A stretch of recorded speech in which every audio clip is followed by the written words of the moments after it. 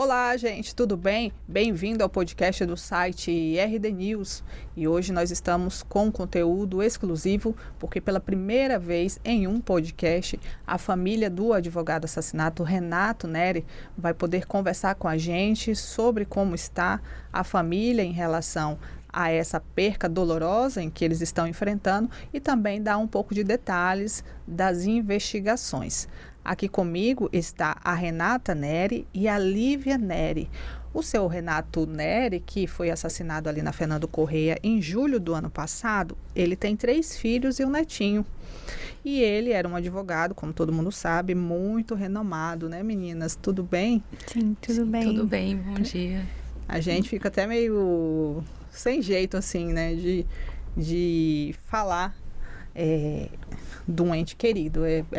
Se é difícil para vocês, para a gente, jornalista, também é bem complicadinho, sabe? E num podcast é mais delicado ainda. Obrigada por vocês terem escolhido o RD News. A gente que agradece. Ô, Renata,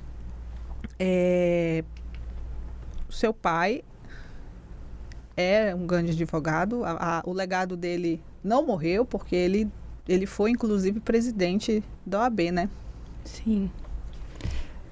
E ele foi um advogado muito atuante, né? Tanto que ele foi presidente da OAB muito novo, né? Então, além disso também, né? Ele escrevia também, né? Então, como você falou, creio que o legado dele fica, né? Agora, o que a gente precisa é de um esclarecimento, né? E que a justiça seja feita, porque ele foi uma pessoa que trabalhou pela justiça e morreu injustamente. Lívia, do que se sabe daquele 6 de julho? Assim, ele saiu de casa, falou com vocês e foi para o escritório? Nós trabalhamos no mesmo local do escritório do meu pai. Nós temos ou nós somos de outro ramo, né? Uhum. Mas nossas salas ficam ali, nossa administração. Nós somos empresárias e nós estávamos todos os dias ali com o meu pai. O que a gente sabe que ele saiu de casa, ele tinha uma rotina muito certinha. Meu pai sempre ia nos mesmos horários, nos mesmos lugares. Nesse dia, ele saiu da casa dele, foi tomar um café na Padaria América e foi trabalhar. E ao estacionar, aconteceu a execução, enquanto todos estavam no escritório, porque já era horário comercial, eram 9 da manhã. Então, vocês estavam já no prédio também? A gente estavam todos no prédio no momento do acontecido. E o que a gente acha suspeito é que essa execução, nós acreditamos que foi um aviso. Por quê? Porque a rotina dele era muito certinha e existiam outros lugares muito mais fáceis de fazer aquilo. Por exemplo, ele ia no Pilates 3 vezes na semana, que ficava 3 ruas atrás, são ruas desertas. Ele visitava a irmã dele, a minha tia, quase todos os dias da semana, que fica numa rua sem saída do bairro Jardim das Américas. Então, existiam vários locais que não eram monitorados com tantas câmeras quanto uma avenida, a segunda avenida mais movimentada da cidade. Num local extremamente movimentado, porque ali a gente está no meio da avenida Fernando Correia da Costa. Então, a gente acredita que aquilo tudo foi muito estratégico, porque existiam outros pontos, assim, para eu não sei nem como fala, um executor profissional, assim, muito mais fáceis de serem feitos. Sim. Mas ali foi um aviso. Para quem? Eis o questionamento. A gente não sabe se foi um aviso para a família, a gente não sabe se foi um aviso para a sociedade, ou porque nós acreditamos que o que levou à morte, esse tipo de morte do meu pai, foi causas agrárias. Meu pai era um advogado extremamente combativo. Ele não aceitava nada que fosse fora da justiça, fora das leis. Então, a gente acredita que foi muito isso, por brigas de terra, até por causas próprias, né? Ele advogava por causas próprias também. Então, a gente não acredita, a gente não sabe, né? Porque, afinal, ele morrendo, outras pessoas vão ter que tomar partido dessas causas, vão ter que prosseguir, né? Então, assim, o fato da morte dele iriam desencadear outras ações com relação a essas coisas. Então, a gente acredita esses nisso. processos de terra. Esses processos. Então, assim, a morte dele em específico não significa nada, né? Precisa ver qual seria o andamento dessas coisas. É o que a gente acredita, porque meu pai era uma pessoa que não tinha inimigos, não foi ameaçado, não tinha um carro blindado, por exemplo, não tinha segurança, tanto é que ele estava saindo de carro na maior tranquilidade do mundo, né, entrando no escritório. Entendi. Renata, a Lívia reforçou, mas eu quero puxar isso com você. Porque quando uma pessoa sai na imprensa que foi assassinada, aí vocês, me desculpa se eu, pode falar. Tá? Foi indelicada. Mas muita gente gosta de julgar. Aconteceu alguma coisa, né? Tá metido com rolo. Então, o pai de vocês não apresentava e não é corrupto. Não. Nós acreditamos na idoneidade dele. Tanto é que foram apreendidos os celulares há mais de 6 meses, nunca foi encontrado nada com relação a isso. Então, acho que o próprio histórico dele como advogado fala quem ele era, né? A gente não precisa falar nada sobre isso. Mas as pessoas, elas julgam, né? Independente de qualquer situação, né? Elas vão julgar. Mas a gente acredita que se tivesse qualquer coisa, já teria. A própria polícia acredita na idoneidade dele. Isso já foi passado. A gente não encontrou nada. Foi o que foi passado para nós. Lógico que não pode ser passado muita coisa, porque é uma investigação que está sob sigilo. Mas com relação a isso, a idoneidade, a caráter, os próprios policiais nos passaram isso. E nós, como família, a gente já tinha essa certeza.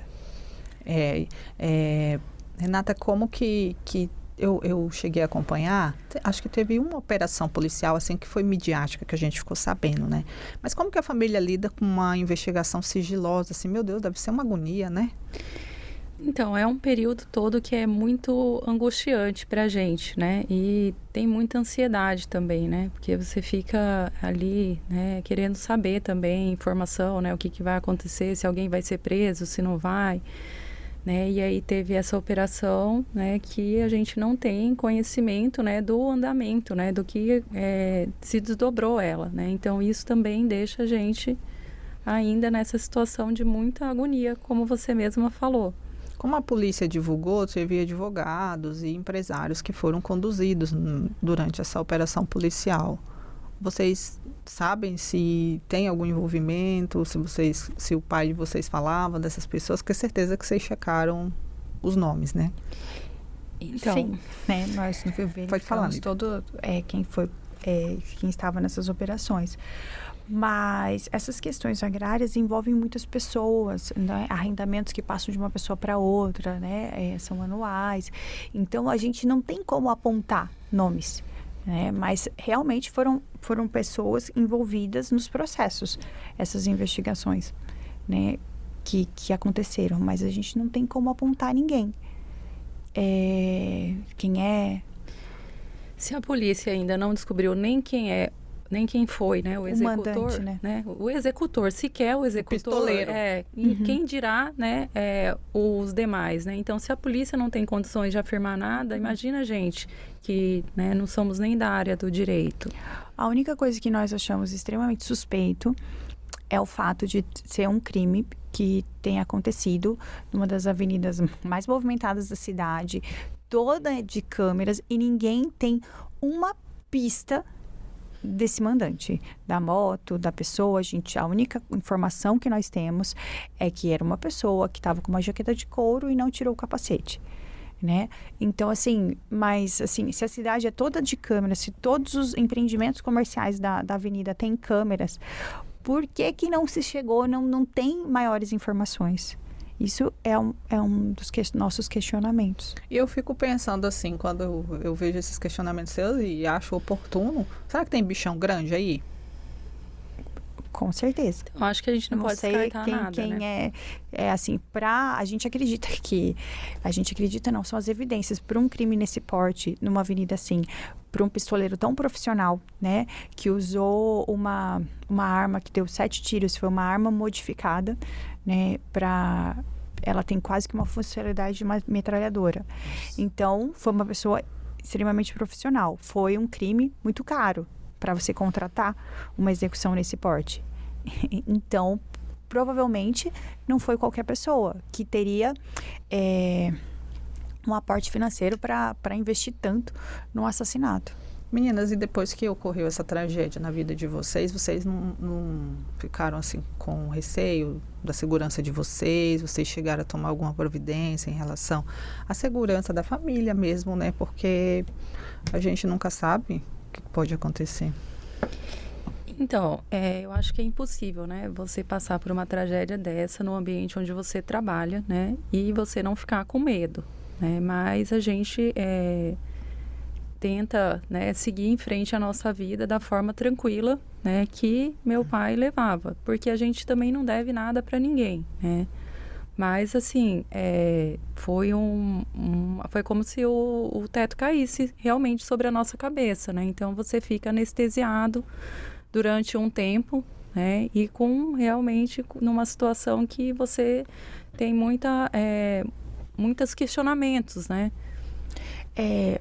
Sim, nós ficamos com muito medo durante um bom tempo. Não falo que nós hoje nos sentimos seguros, da mesma forma que a Renata fala que a gente não deve, a gente tinha certeza que meu pai também não devia, isso aconteceu. Então, durante alguns meses, a gente não conseguia... Na verdade, nós fomos orientados, olha, não andem com o seu carro, não saiam muito de casa. Então, assim, tomem cuidado. E que a gente não sabia realmente o que estava acontecendo. Não que hoje a gente saiba o que está acontecendo, mas nós não estamos mais naquele pânico inicial que estávamos. Mas a gente tomou, sim, algumas medidas de segurança que... com essa questão, né, de não saber o que está acontecendo, até por orientação da polícia, nos primeiros dias a gente não saía, a gente estava extremamente em pânico do que estava acontecendo, porque é quase que uma estratégia de guerra, né? Mataram meu pai, estão vindo atrás de nós, a gente não sabe. Mas eu acho que hoje... nós estamos mais tranquilos, mas mais por uma questão que a gente não pode ficar nesse pânico o tempo todo. Não porque a gente vai não porque a tragédia. A agonia se transformou em angústia, né? De saber o que né, quem foi, cadê a justiça, né? Sim. E eu lembro que eu estava na redação quando esse crime aconteceu, foi de manhã, né? Foi por volta de umas 10 e pouco. Eu acho que foi 9 horas. Foi 9 horas, mas talvez na mídia apareceu um pouco mais tarde. E realmente, quando a gente vê a cena, que por respeito a vocês a gente não vai reproduzir aqui, a gente demora até para acreditar, porque parece coisa de filme, desculpa, mas parece assim, coisa de filme. Mas pra gente foi como se E aí vocês estavam, e pior para mim, vocês falando que estavam no escritório lá, né? Para mim ficou um filme de terror mais ainda. Parece um pesadelo, né? A gente ficou meses parecendo que a gente estava vivendo um pesadelo e você fica se perguntando, né? Eu tô vivendo realmente isso? É um pesadelo, você tá em estado de choque. E ele foi pro hospital, né? Vocês ele ainda lutou para viver. Sim, eu fui com ele na ambulância. E assim, quando aconteceu, nós trabalhamos no 3º piso do prédio. Né, foi um estrondo, né, que na verdade ninguém sabia o que estava acontecendo, até porque nós não somos da área, ninguém reconhece barulho de tiro, de fogos. Para mim é tudo a mesma coisa. E a polícia estava na avenida na hora do acontecido, poucos metros acima, tanto é que no momento de descer as escadas, a polícia chegou primeiro ao local do acontecido. Também uma das nossas suspeitas, como a polícia chegou tão rápido, né, antes de todo mundo descer ali, assim, eu tô falando um intervalo de 40 segundos, 2 minutos, 3 no máximo. Então, assim, foi tudo muito intenso.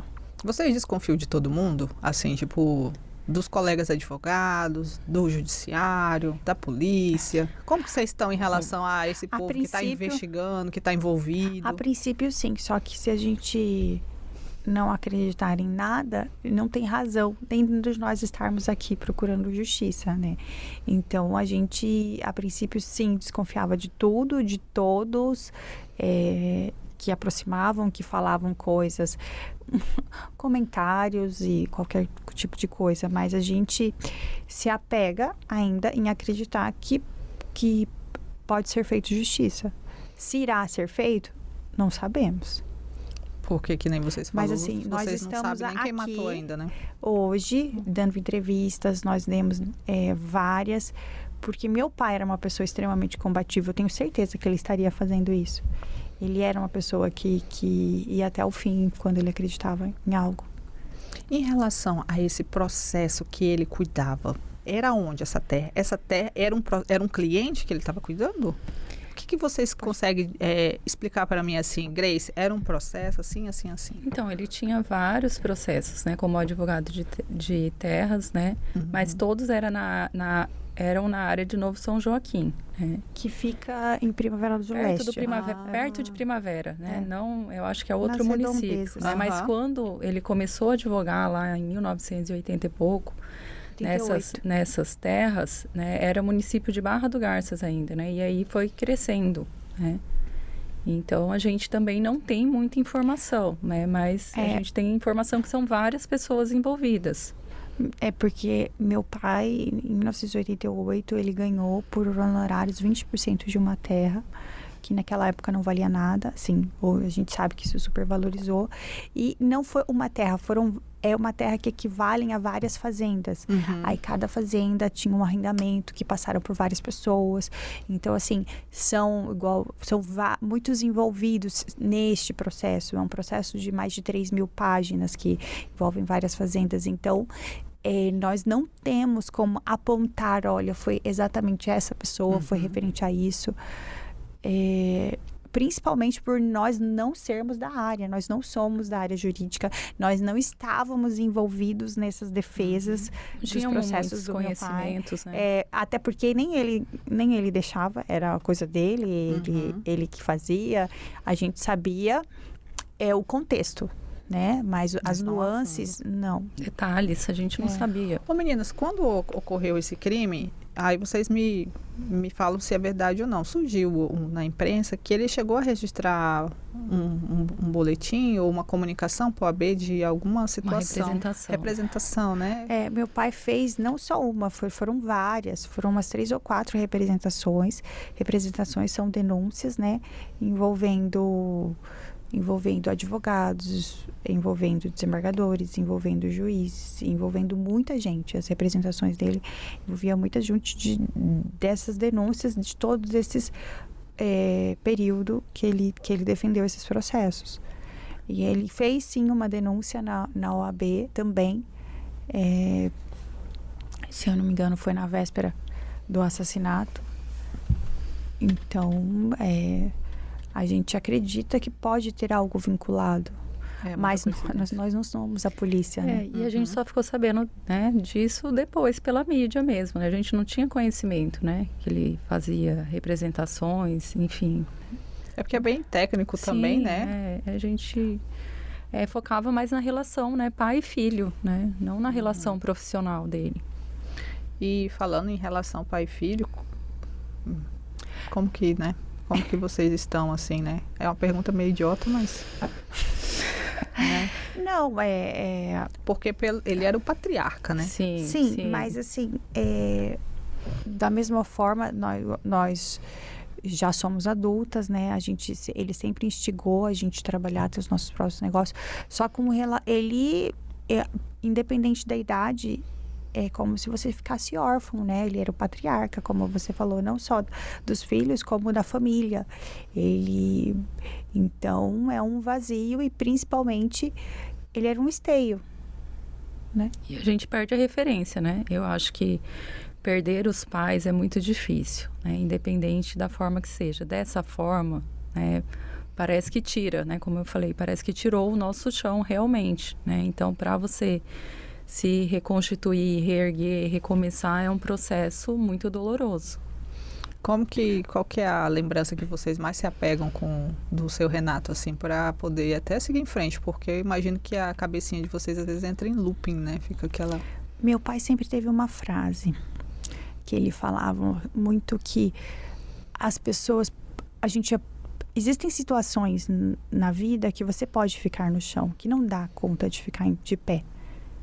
Mas ele fala, se você não der conta de ficar de pé, fica de joelhos, mas não fique jogado, para ninguém pisar em cima de você. Então, ele foi uma pessoa que também passou por um câncer, né? Então, ele sempre foi uma pessoa muito guerreira, muito batalhador, né? Então, desde adolescente, né? Então, veio para Cuiabá para estudar, nasceu no interior do Mato Grosso, filho de retirantes nordestino. Então, ele vinha numa história em que ele é uma pessoa muito batalhadora e que ele não se deixava bater, né? Durante a quimioterapia, ele continuava trabalhando. Todos ele ia na dias. quimioterapia de manhã, à tarde, ia trabalhar. Ele ficava deitado no sofá do escritório. Mas ia. Quando ele não conseguia ficar, mas ele ia todos os dias. Todos os dias. Nem que fosse para passar mal o dia inteiro.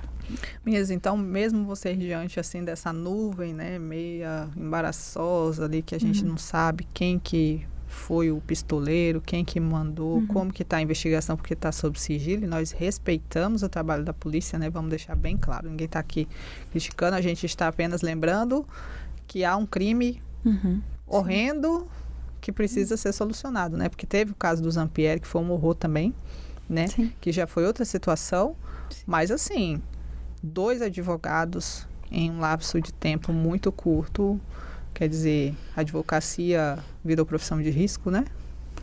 É o que parece, assim, a gente acredita que a advocacia nas questões agrárias é uma questão de risco. Tem muita gente que nem quer advogar nessa área. Infelizmente, aqui no Mato Grosso, né, tá complicado. Sempre foi sabido que é terra de ninguém, né? Mas o que a gente não pode, que não deve, para você acreditar no futuro, é acreditar que essas coisas vão ficar impunes. Gente, nós estamos encerrando e eu queria falar uma coisa para vocês. Se alguém tiver informação, porque como você falou, foi ali na avenida, né? Esse homem, ele pegou outra rua, deve ter, não sei se a polícia tem esse caminho, certamente deve ter, que a nossa polícia é muito boa. Mas se alguém tiver informação e quiser passar para vocês ficar sensibilizados com essa conversa, como que faz? Procura vocês, procura a polícia. A gente pode procurar a polícia, né? E a gente também tem o nosso advogado. Que é o doutor Valmir. Que está aqui, é um querido. Que ele está à disposição, inclusive, da polícia ou de qualquer outra coisa com relação ao caso. Qual o recado que vocês deixam para a gente fechar? A gente precisa, né, de um esclarecimento, de uma resposta para esse crime, que a justiça seja feita, né? Visto que meu pai trabalhou pela justiça a vida inteira e morreu injustamente. Eu não acredito nem só nós precisamos, mas a sociedade precisa. É um crime que aconteceu à luz do dia, uma das avenidas mais movimentadas da cidade. E se nós acreditarmos que qualquer um pode ir numa avenida e matar uma pessoa e sair andando, isso é impune, não tem mais motivo da gente viver aqui. Sim. Meninas, obrigada pela colaboração de vocês no nosso podcast. Fiquei feliz, né? Queria que fosse algo positivo, mas infelizmente a imprensa também tem um papel de cobrar e acompanhar o caso. Sinto muito pela perda de vocês.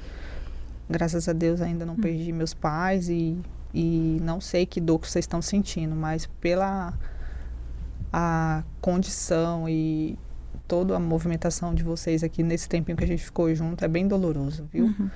Feliz ano novo para vocês. Obrigada para você também. Que esse ano seja um ano bem melhor. E que venha a solução, que o povo seja preso, né, Lívia? Com certeza. E olha, para você que ficou com a gente até agora, obrigado pela sua audiência. Comenta aí, compartilha.